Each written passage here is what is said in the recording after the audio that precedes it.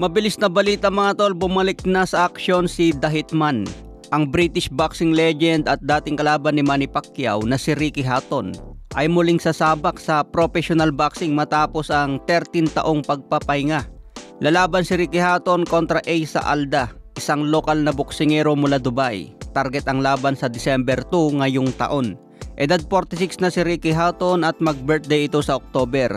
Ibig sabihin 47 ang edad niya sa gabi ng laban sa December 2. Samantalang kalaban niya edad 46 na rin, kaya labanan na ito ng dalawang Thunders.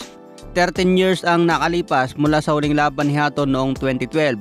Mula nang matalo si Ricky Hatton kay Manny Pacquiao noong 2009, hindi na ito nakabalik sa dating anyo dahil tumigil ito ng 3 taon sa boxing matapos malasap ang talo kay Pacquiao.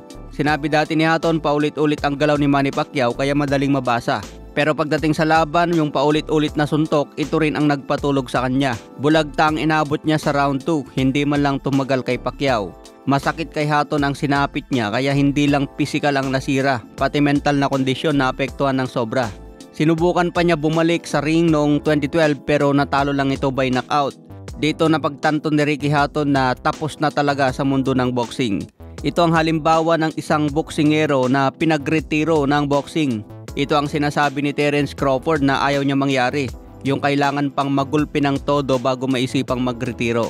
Sa December 2, muling susubukan ni Hatton kung meron pa siyang lakas, laban din sa edad na 46. Kalaban niya may kartadang 8 wins, 4 KOs, may 3 talo. Huling laban nito noong 2021. Ayos lang naman ang laban ni Hatton mga tol dahil kaparehas niyang edad. Malayo ito sa kalidad ni Manny Pacquiao, edad 46 na pero ang kalaban edad 30 na isang batang champion. Kaya malayo talaga ang kalibre ni Pacquiao mga tol. Sa iba pang balita, William Cepeda isang knockout ang target laban kay Shakur Stevenson. Wala daw pag-asa si Cepeda kung aasa lang sa score ng hurado. Kailangan daw niya babagsakin o in-knockout si Stevenson para sigurado ang panalo ngayong July 12.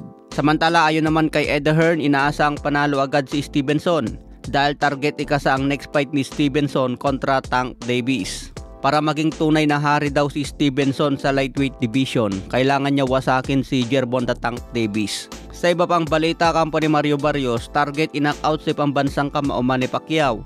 Para masabing ipapasa ang trono sa batang champion, kailangan patulugin ang dating alamat. Kaya hindi lang basta panalo ang target nila Barrios, kundi isang panalo na tuluyang wawasak sa karera ni Pacquiao. Isang beses pa lang natalo si Pacman na akala ng lahat tapos na ang karera. Ito ang pagkatalo kay Marquez noon.